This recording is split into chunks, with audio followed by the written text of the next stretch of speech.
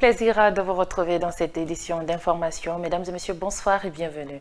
L'école guinéenne a toujours face à un manque d'infrastructures scolaires suffisant et d'enseignement dans les classes.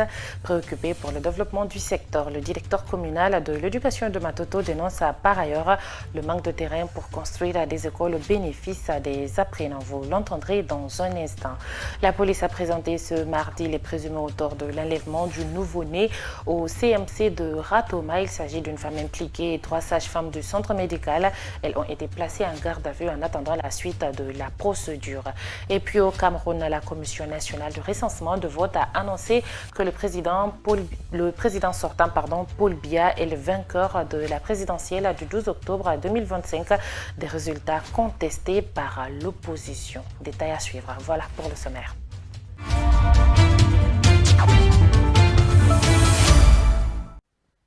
Encore bonsoir et bienvenue. Le directeur communal de l'éducation de Matoto s'est exprimé ce lundi 20 octobre 2025 sur le besoin d'infrastructures scolaires et d'enseignement dans les établissements scolaires. Il est cela en conformité avec la volonté et l'engagement des autorités éducatives de soutenir le développement du système éducatif. Sekou Kaba dénonce par ailleurs le manque de terrain adéquat pour construire des écoles au bénéfice des apprenants. Khadija Kaba pour plus d'explications. Multiplier les infrastructures scolaires dans la commune de Matoto est l'ambition du directeur communal de l'éducation. Mais la concrétisation de cette volonté souffre de plusieurs manques. C'est notamment les espaces adéquats pour construire des écoles. Sekou Kaba dénonce cette situation qui, selon lui, freine le développement en infrastructures scolaires. Vous savez, c'est un problème de terrain qui se pose. Sinon, même la semaine dernière, le directeur général du CNES m'avait demandé si je peux trouver des terrains pour encore construire une haute école type Bagiawando. Mais vous n'êtes pas sans savoir, à Conakry maintenant, si l'État veut construire, il faut que l'État déguerpit. Les efforts sont fournis, certes, mais le directeur communal de l'éducation de Matoto sollicite le recrutement d'enseignants pour, selon lui, combler les vides qui se créent au sein de la corporation. Ah oui, je peux pas vous dire qu'on n'a pas besoin d'enseignants. Vous n'êtes pas sans savoir, chaque année, les enseignants partent à la retraite. Donc, il faut renouveler le corps enseignant. Si on a ces enseignants, ça va nous aider. Mais ce n'est pas pour avoir des enseignants. Nous voulons des enseignants de qualité. Dans le même ordre d'idées, nous avons rencontré le président de la coordination communale APAU de Matoto. El Haj Ibrahim Souridabo invite pour sa part les parents d'élèves à faire le suivi régulier de leurs enfants à l'école et même après pour leur épanouissement dans l'apprentissage. Considérez que vos enfants-là sont les futurs parents aussi. C'est vos relèves. Si ton enfant n'est pas bien formé, ton enfant n'a pas d'avenir, le jour que tu seras vieux ou vieille, tu as un avenir zéro. Mais les parents ne comprennent pas. Nous, on a toujours appelé les parents, surtout moi, à chaque intervention, j'ai dit, parents d'élèves, suivez vos enfants. Pour le nombre d'élèves en lien avec les établissements existants, le directeur communal de Matoto déclare pouvoir gérer la situation sans difficulté. Et puis, depuis son adoption, la nouvelle constitution continue de susciter des réactions au sein de la classe politique. Si elle affiche l'ambition de renforcer la démocratie, de nombreuses voix s'interrogent sur les garanties qu'elle offre réellement en matière de droits humains. Quels changements concrets pour les citoyens, quels changements concrets pour les citoyens, éléments de réponse dans ce reportage de Germaine Massaré. Pour mieux comprendre les avancées annoncées par la nouvelle constitution, Laï Moussa Kouyaté, politologue et activiste des droits humains, revient sur les grandes lignes du texte et sur les dispositifs prévus pour protéger les droits fondamentaux des citoyens. Cette constitution promulguée récemment le 9 octobre 2025, vous rappelez que dans cette constitution, elle a pris en compte un nombre d'articles notamment jusqu'au nombre de 35 qui sont consacrés spécialement aux droits humains. Notamment, vous parlez par exemple le droit à l'éducation, le droit à un environnement sain et durable, le droit de manifester, le droit à la liberté d'expression, le droit d'association et le droit à la santé. Il y a plusieurs mécanismes qui sont prévus parce que cette constitution s'est conformée aux mécanismes institutionnels internationaux. Le défi reste cependant sa mise en œuvre. Comment s'assurer que ces garanties ne restent pas de simples promesses? L'activiste souligne la nécessité d'un suivi rigoureux et d'une réelle volonté politique pour faire vivre ces principes au quotidien. C'est une question de volonté politique. C'est à l'État qu'on rappelle l'État à l'ordre, parce que je l'ai toujours rappelé que le principal protecteur des droits de l'homme, c'est l'État. Donc c'est à l'État en tout cas de respecter ses engagements et de faire face à ses responsabilités. Reste à savoir comment ces engagements seront traduits dans les faits. Pour de nombreux observateurs, il est temps que les tests se transforment en actions concrètes, afin que chaque Guinéen puisse pleinement profiter de ses droits. Dans un autre cadre, le forum du DASAF a ouvert ses portes ce mardi 21 octobre 2025 à Conakry. C'est un événement biannuel regroupant 31 pays représentant l'Afrique francophone, une initiative du centre ODA pour la défense des droits des femmes victimes de violences ou de viols dans les pays membres du mouvement. La rencontre de Conakry sera ponctuée par des panels avec à la clé la participation d'experts, prestataires de santé, gouvernants, partenaires et société civile. Ansou Bailo Baldé pour le public reportage. Plus de 300 participants venus de 31 pays membres du centre Audace prennent part à la rencontre de Conakry. Il est question de la 3e édition du DASAF organisée par le centre Audace, un forum régional pour parler de la santé, du bien-être et de la sécurité des femmes. D'où le thème « Unifier nos voix et s'engager pour des choix reproductifs en Afrique francophone ». Ce sommet nous appelle à unir nos voix, à renforcer la solidarité et à mettre nos forces en commun avec les institutions et les communautés à la base pour élever nos engagements.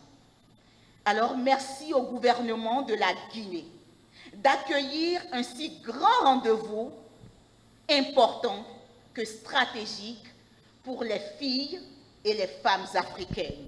Le thème du DASAF, unifier nos voix et s'engager pour des voix reproductives, vient à point nommé.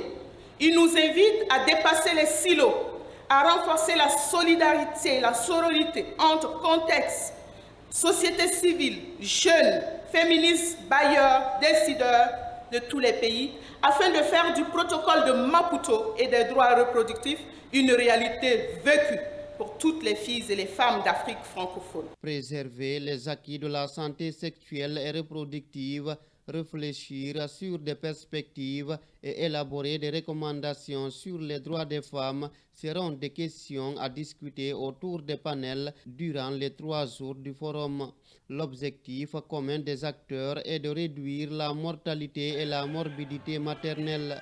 La directrice du centre Audace et la ministre de la promotion féminine, de l'enfance et des personnes vulnérables, co-organisatrice de l'événement, s'engagent toutes à mener le combat pour le bien-être des femmes liées à la santé reproductive. Selon l'Institut Guttmacher, 15,4 millions d'avortements ont été pratiqués en Afrique subsaharienne en 2019. 77% de ces avortements ont été réalisés dans des conditions non sécurisées, exposant les femmes à de graves risques de complications, d'invalidité, voire de décès. Plus de 1,7 million de femmes sont hospitalisées chaque année dans la région pour des complications liées à un avortement à risque. Le gouvernement guinéen soutient toute action qui vise à garantir l'accès des femmes et des filles à des soins de santé respectueux, sûrs et fondés sur les droits humains. Cela inclut le renforcement de l'éducation sexuelle, la lutte contre les grossesses précoces et la mise à disposition de services adaptés aux besoins spécifiques des jeunes et des femmes. Cette 3e édition du DASAF à Conakry a lieu après celle d'Abidjan et de Cotonou en 2023 et 2024. À présent, nous vous amenons à la découverte du journaliste animateur à la radio Mamadou Issa Baldé. Ce trentenaire vit avec un handicap. Il est non-voyant depuis 1999, mais cela ne l'empêche de travailler comme les valides. Reportage à Mamadou Tanouba. Mamadou Issa Baldé est un journaliste animateur pas comme les autres. C'est un déficient visuel. Suite à une maladie en 1999, Issa a perdu l'usage de ses yeux. C'est en ce moment qu'il commença à développer un amour pour la radio. Je ne suis pas né avec cet handicap. Cela m'est arrivé en 1999 lorsque j'avais encore 8 ans. Donc après ça, ma maman m'a mis à l'école, j'ai étudié tout comme les autres, j'ai fait le primaire, j'ai fait le collège, j'ai fait le lycée, j'ai fait maintenant l'université à Kofi Annan. C'est en 2023 que je suis rentré en possession de mon diplôme. Le handicap visuel n'a pas été un frein pour Mamadou Issa Baldé. Il est marié et est père de famille. C'est grâce à son courage qu'il a été maintenu à la radio Familia FM où il exerce depuis 2011. J'oublie que je suis non-voyant. Pourquoi? Parce que tout ce que les autres font, j'ai fait aussi la même chose. Vous imaginez un non-voyant qui travaille, qui a des charges, il a une famille, il a beaucoup de personnes autour de lui. Comme ça, vous savez, l'handicap aussi, c'est dans la tête. C'est quand tu as en tête que tu es handicapé, bon, tu le sauras. Sinon, l'handicap, ce n'est pas le physique, c'est dans la tête. Mamadou Issa n'entend pas se limiter là. Il souhaite poursuivre ses études à l'étranger et pour cela, il demande au général Mamadi Doumbouya de l'aider à obtenir une bourse. Je vais encore m'adresser au président de la République, le général Mamadi Doumbouya. J'aimerais lui demander une bourse d'études pour pouvoir continuer mes études en Occident. Là, je saurais moi aussi faire plus que ce que j'ai en train de faire en Guinée ici. Mamadou Issa Baldé demande aux parents des enfants vivant avec handicap de ne pas céder à la mendicité. Je vous l'annonçais à l'entame, la mise en cause de l'enlèvement du nouveau-né au CMC de Ratoma et ses complices ont été présentés ce mardi à la DCPJ. Les 4 femmes arrêtées dans l'affaire ont été placées en garde à vue en attendant la suite de la procédure enclenchée contre elles. Elles pourraient être poursuivies pour des faits d'enlèvement d'enfants selon le code pénal à Dinaïa. Bangali Kamara pour plus de détails. C'est un acte qui remonte au mardi 30 septembre lorsque le bébé né par césarienne est volé par une inconnue qui s'est fait passer pour une sage-femme au centre médical communal de Ratoma. Ce qui a d'ailleurs suscité une onde de choc sur les réseaux sociaux et a amené à l'ouverture d'une enquête par les services de sécurité dès le 1er octobre 2025. Sur instruction de monsieur le directeur général de la police nationale, dès les premières alertes données ce jour de disparition, une enquête a été immédiatement ouverte. Une équipe de la direction centrale de la police judiciaire s'est rendue sur les lieux pour effectuer les premières constatations et procéder à l'exploitation des images de vidéosurveillance permettant ainsi d'établir un portrait robot de la suspecte. C'est à la suite de l'ouverture de cette enquête que les agents enquêteurs ont mis main sur un couple qui célébrait le baptême de leur enfant une semaine après l'enlèvement du bébé, alors que la femme ne serait jamais tombée enceinte selon les témoins. Grâce aux photos publiées sur Facebook lors de cette prétendue cérémonie de baptême et le portrait robot réalisé au CMC de Ratoma, un rapprochement a pu être fait. La suspecte a été formellement identifiée et interpellée le 17 octobre 2025. Selon les services de sécurité, la présumée voleuse du bébé aurait commis cette forfaiture en complicité avec 3 sages-femmes qui ont reconnu leur implication. Poursuivant les investigations, les agents enquêteurs ont découvert qu'elle a commis cette forfaiture avec la complicité de 3 sages-femmes. Les sages-femmes complices ont été également interpellées et entendues. Elles ont reconnu leur implication dans cette manœuvre frauduleuse, affirmant que ce bébé n'est pas né à Flamboyant. En attendant leur défèrement au tribunal de première instance de Dixine, la présumée et ses complices sont placés en garde à vue et pourraient être poursuivis pour enlèvement d'enfants. Dans l'actualité africaine présidentielle 2025 au Cameroun, la Commission nationale de recensement de vote annonce à Paul Biya, le président sortant, vainqueur de l'élection. Une annonce contestée par Issa Chiroma Bakary, son principal adversaire, Mohamed Lamine Dafé. C'est quelques jours après la présidentielle du 12 octobre au Cameroun que la Commission nationale de recensement des votes a rendu lundi son verdict en faveur du président sortant, Paul Biya, au pouvoir depuis 43 ans. Âgé de 92 ans, est donné victorieux du scrutin présidentiel avec un score compris entre 53 et 54 des suffrages. À ce pourcentage, le président sortant devant son principal opposant Issa Chiroma Bakari, 72 ans, ancien ministre et ex-allié du régime. La Commission nationale de recensement des votes lui a attribué un score compris entre 35 et 36% de voix. Depuis dimanche, l'ex-ministre réclame une victoire avec 60% des suffrages. D'après lui, ce pourcentage provient des procès-verbaux des bureaux de vote en sa possession et qu'il a rendu public sur les réseaux sociaux. Chiroma Bakari a, dans une vidéo de 5 minutes publiée ce dimanche, a fait état d'une victoire écrasante qui représente pour lui une sanction claire du régime en place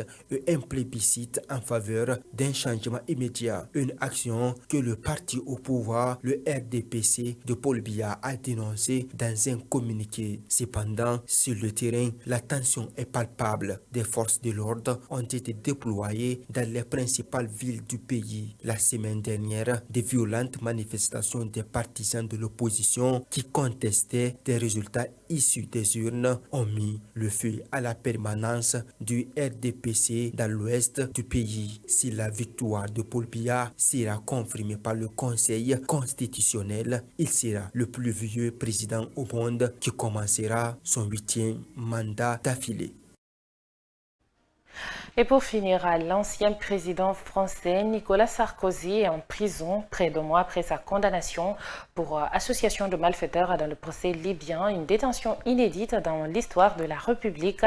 Il s'est rendu très tôt ce matin à la prison de la Santé pour son incarcération. Sarkozy sera seul en cellule et soumis à un régime d'isolement. Commentaire à Mamadou Tanouba. Moins d'un mois après sa condamnation pour association de malfaiteurs, Nicolas Sarkozy s'est rendu très tôt ce matin à la prison de la Santé de Paris pour y être incarcéré. L'ancien président français sera soumis à un régime spécifique reposant sur l'isolement. Dans une émission ce matin, le directeur de l'administration pénitentiaire Sébastien Corel a déclaré que l'objectif est de faire en sorte que Nicolas Sarkozy ne croise jamais aucun autre détenu. Il ne s'agit pas d'un régime dérogatoire puisque cet isolement est appliqué aux autres détenus de ce quartier-là, mais aussi à des centaines d'autres partout en France, a-t-il assuré. Nicolas Sarkozy sera en cellule, il aura accès à une salle d'activité ainsi qu'aux cours de promenade, 2 fois par jour. Dans chacun de ces cas, il sera isolé des autres détenus, de même qu'à l'occasion des parloirs qu'il pourrait avoir avec ses visiteurs ou sa famille. Et voilà, c'est la fin de cette édition d'information à tous. Merci de l'avoir suivi. À bientôt sur KVTV. Au revoir.